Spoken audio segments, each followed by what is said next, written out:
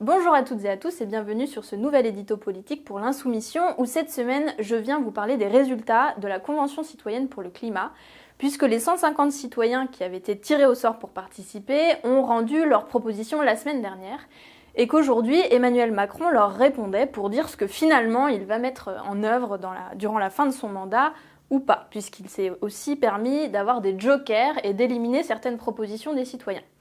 Nous, on a regardé toutes ces propositions et on les a comparées à l'Avenir en commun, notre programme, et au livret thématique sur les différentes questions qui étaient concernées, et on s'est rendu compte d'une extraordinaire similarité entre ce qui était proposé par les citoyens et les citoyennes tirés au sort et nos mesures de l'Avenir en commun.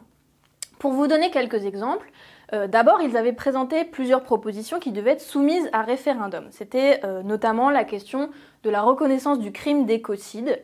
Alors là, Macron a plutôt botté en touche en disant que vaguement il allait organiser un groupe de travail sur la question, alors que c'est une question éminemment centrale pour les luttes écologiques et nous sommes favorables à un référendum sur cette question.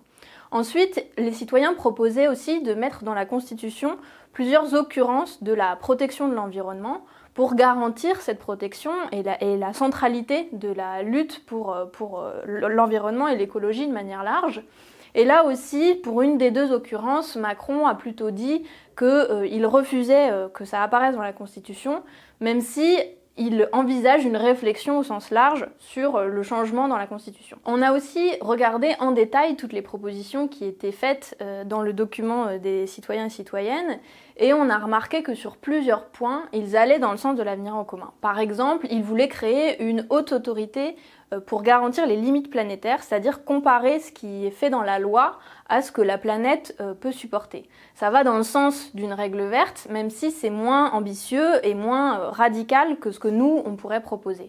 Mais il y a aussi plein de mesures très variées sur l'interdiction de la publicité, par exemple, pour les produits les plus polluants, l'interdiction de certains pesticides. Il y a aussi la fin du trafic aérien pour les vols intérieurs quand c'est possible de faire ce déplacement en train. C'est une proposition qu'on avait fait dans une proposition de loi à l'Assemblée nationale. Il parle aussi de revenir sur la ratification du CETA ou de ces traités de libre-échange. Bref, on a comparé pied à pied un peu ces mesures avec ce que nous on proposait et on s'est rendu compte que 90% des propositions étaient déjà dans l'avenir en commun. Alors, je vous dis ça, c'est pour vous dire que ces propositions, elles vont dans le bon sens et qu'évidemment, c'est un exercice démocratique qui est intéressant en plus. Mais il y a toute une série de limites qu'on peut entrevoir dans ce processus. D'abord, des limites démocratiques elles-mêmes, puisque ces propositions, elles étaient soumises en bloc au vote des citoyennes et des citoyens, et que ce processus de vote par bloc empêchait l'adoption de certaines des propositions. Ensuite, évidemment, c'est très bien de faire un grand raout, une convention pour faire discuter les gens d'écologie, mais Macron a passé son quinquennat à réprimer les militants écolos qui essayent de faire des propositions dans ce sens-là. De la même manière, et pour revenir à ce que nous, on essaye de faire à l'Assemblée nationale, Macron passe son temps, avec sa majorité à l'Assemblée, à rejeter toutes nos propositions qui, comme je viens de le dire, correspondent à celles de la Convention citoyenne pour le climat. Donc on se demande à la fin comment il va réussir à diluer toutes ces propositions dans des groupes de travail et à quand même mettre en œuvre quelques-unes de ces propositions. Ensuite, il y a évidemment des limites sur le contenu même des propositions. Par exemple, il y a des manques absolus sur le volet fiscal.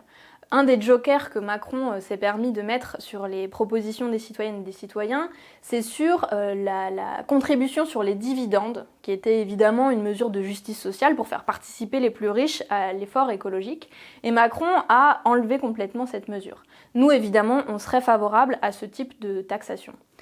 Il y a aussi en fait un manque d'ambition générale des mesures. Par exemple, Macron a annoncé 15 milliards pour la transition écologique dans le plan de relance. Évidemment, sans argent, il ne sera pas possible de mettre en place toutes ces mesures qui ont été d'ailleurs évaluées. Et 15 milliards, c'est largement insuffisant. Et enfin, dernière limite, il y a évidemment un problème de temporalité. C'est-à-dire que Macron a mis en place la Convention citoyenne pour le climat pendant le grand débat. et on a le sentiment qu'il s'est laissé du temps pour avoir les coups des franches. Pendant ce temps-là, il a passé une loi sur les mobilités qui n'est pas assez ambitieuse, il a passé une loi pour le climat qui n'est pas assez ambitieuse, et tout est à l'avenant en fait dans sa politique législative depuis 3 ans. Donc on se demande si ce n'est pas juste une façon d'avancer, de passer en force et de remettre à plus tard ce que les citoyens et citoyennes voudraient vraiment voir mis en place. Alors on verra à la rentrée ce que ça va donner, puisque toutes ces propositions devraient faire l'objet d'une loi climat qui sera présentée en septembre à l'Assemblée nationale. Évidemment, nous, on ira dans le sens de soutenir ce processus démocratique et ce qui a été réfléchi pendant tous ces mois par les citoyennes et citoyens qui étaient engagés dans la Convention pour le climat. Comme on avait fait en 2018 pour les Gilets jaunes, on continuera de soutenir évidemment les propositions de la Convention citoyenne pour le climat pendant cet examen législatif à la rentrée. Voilà, c'est tout pour cet édito politique. Je vous dis à très bientôt pour un nouvel édito sur l'insoumission.